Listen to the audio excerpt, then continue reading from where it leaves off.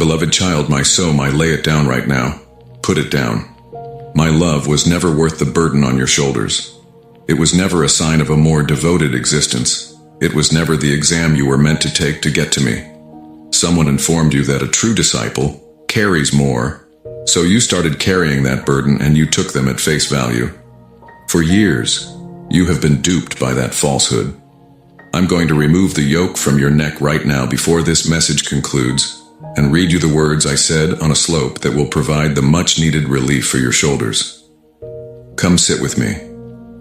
As I speak, the unloading starts. My yoke is simple. You have my rest. You are visible to me. There's a memory in your shoulders. You can't see what they've been holding. Additionally, they have been storing it for so long that you are no longer aware of how your body feels when it is not under stress. Inside the body of the person with an unidentified sickness, every step from the bedroom to the kitchen involves a tiny compromise with suffering. 3 streets away from you, there is a caretaker who hasn't had a full night's sleep in months and has stopped talking about it aloud since the audience has run out.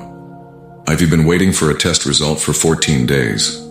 Before the eyes can even read whose name appears, a chest twitches as the phone lights up. Some of you spent most of last week sitting up with a child whose fever finally subsided. Some of you have jobs that barely cover your expenses and pay your bills. Some of you are mourning someone whose chair is still at the table. I have been in each of those rooms. Because your response was too lengthy, your neighbor stopped inquiring about how you were doing. Following the diagnosis, the cousin never returned calls. Saying the same prayer aloud again feels like picking at a wound. Thus, it has become shorter. I didn't overlook any of that. For so long, your jaw has been tightened around the next offensive statement that you have forgotten what it feels like to be unclenched. The amount of stuff you have been transporting doesn't irritate me. My child, please support this channel by donating a few dollars. The support link is in the description. I am sensitive about it. A parent who observes the load and a father who is annoyed with the loaded one are 2 different things. Additionally, I am not the second type. On this route, I've been walking with you, keeping up with your pace rather than measuring it. You believed that I was waiting ahead at a finish line to see if you could make it on time and with your own strength. I haven't crossed the finish line. I've been at your elbow, prepared to relieve you of this burden as soon as you would let me. Beyond the obvious components, there is more to the load. You've been worrying that you are not getting better quickly enough. You've been carrying the silent guilt of needing assistance and not knowing how to ask for it without feeling like you're giving up. You've been feeling guilty for not spending enough time with the people you care about on a day when your body was at its weakest. You've been doing the math for every prescription, every appointment, every bill that arrives in an envelope you don't want to open.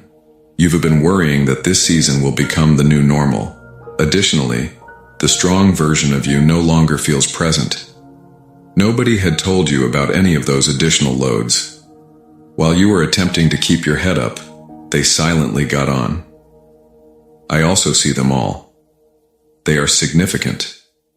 The way someone sits when they are no longer protecting something is to open both hands in your lap, palms facing up.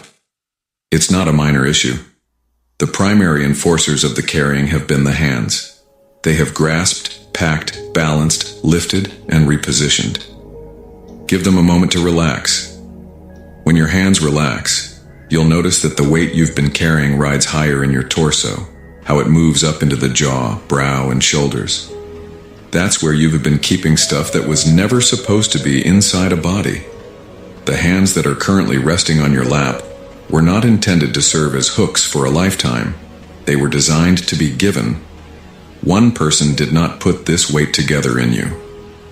Over many years, it was added, one silent load at a time. You learned early on from a parent that strong kids don't weep. You have been carrying the tears ever since they sank beneath the surface. You were needed by a sick relative, and at some point during that time, your young spirit internalized the notion that the only surefire way to be loved is to be needed. For decades, you have been making yourself helpful at the expense of your own back.